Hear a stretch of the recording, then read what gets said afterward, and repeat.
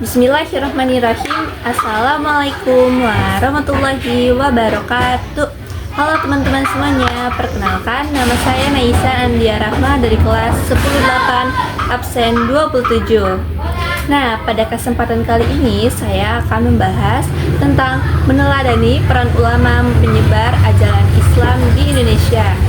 Nah, di sini saya akan membahas tentang peran ulamanya gitu dan lain-lainnya. Jadi kalian simak sampai akhir ya.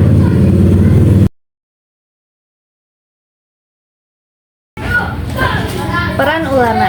Para ulama berperan sangat besar dalam menyebarkan Islam di Indonesia, didukung oleh mayoritas penduduk Indonesia yang beragama Islam.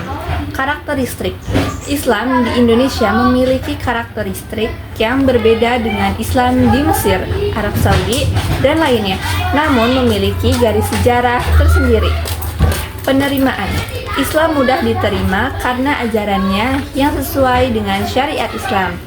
Syarat masuk Islam hanya dengan mengucapkan 2 kalimat syahadat yang disebarkan melalui dakwah para dai atau juru dakwah. Nah, yang pertama, masuknya agama Islam di Indonesia.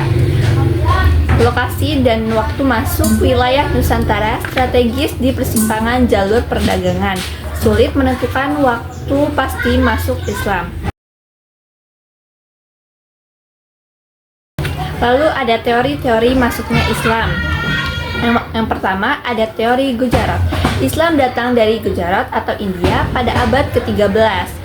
Bukti batu nisan Sultan Malik al-Saleh mirip dengan di Gujarat. Teori ini lemah karena pada abad ke-13. Yang kedua, teori Mekah atau Arab. Islam datang langsung dari Arab atau Mekah atau Madinah pada abad ke-7 Masehi. Bukti catatan Cina dinasti Tang abad ke-7 Masehi tentang pemukiman saudagar Arab di pantai Sumatera. Teori ini kuat karena saudagar Arab sudah ada di Nusantara jauh sebelum abad ke-13 Masehi. Yang ketiga ada teori Persia.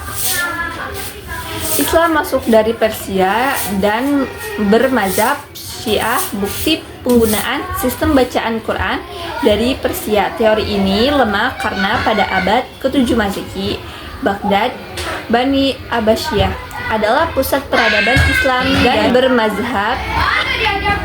Yang keempat ada teori Cina. Sultan Demak keturunan Cina. Bukti nama Raja Majapahit yang dijinakan dalam kroni Klenteng Sampokong, seperti nama Sultan Demak dan para wali Songo yang diklaim keturunan Cina. Lalu ada teori maritim. Islam datang melalui jalur maritim sejak abad ke-1. Penetrasi Islam melalui jalur ini terjadi secara berkelanjutan dari abad ke-1 hingga abad ke-5 dan puncaknya pada abad ke-6 hingga abad ke-9. Perkembangan Kesultanan di Indonesia. Masa perundagian agama Islam masuk pada masa perundagian di Sumatera Utara pada abad ke-13 Masehi. Peran raja-raja. Raja-raja Hindu yang masuk Islam merubah kekuasaan mereka menjadi kesultanan, dan istilah raja berubah menjadi sultan. Tokoh penyebar agama Islam di Indonesia.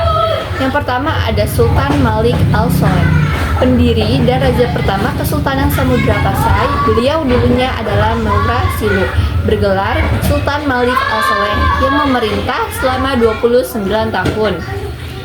Digantikan oleh Sultan Muhammad Malik al-Zahir. Yang kedua ada Sultan Ahmad, berujuk Malik al-Tahir. Pada pemerintahannya, Kesultanan Samudra Pasai dikunjungi oleh Ibnu Battuta dari Maroko yang mencatat keagungan dan kemajuan agama Islam. Lalu yang ketiga ada Sultan Alauddin Riayat Shah, raja ketiga Kesultanan Aceh. Teletek dasar-dasar kerajaan Islam, bekerja sama dengan Kesultanan Turki Utsmani. Beliau mendatangkan ulama-ulama dari Persia dan India.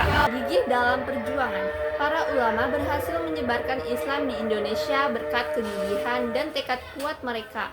Mereka tidak mudah menyerah. Mereka optimis, selalu memandang ke depan dan percaya bahwa Allah tidak akan mengubah suatu kaum hingga mereka mengubah diri mereka sendiri. Ulama menyebar Islam abad ke-18 dan ke-19. Selain tokoh-tokoh di atas, ada ulama-ulama yang bekerja menyebarkan Islam dari abad ke-18 sampai ke-19. Contohnya, yang pertama ada Syekh Abdur Rauf Al-Sinkili dari Aceh, bidang fikih tafsir. Yang kedua ada Muhammad Arsyad Al-Banjari dari Banjarmasin, bidangnya itu fikih dan muamalah. Yang ketiga ada Syekh Muhammad Yasin Al-Fadani dari Padang atau Sumatera Barat. Nah teman-teman, itu dia materi tentang bab 5. Nah, segitu aja materi dari saya. Mohon maaf atas kekurangannya atau salah kata. Terima kasih. Wassalamualaikum warahmatullahi wabarakatuh.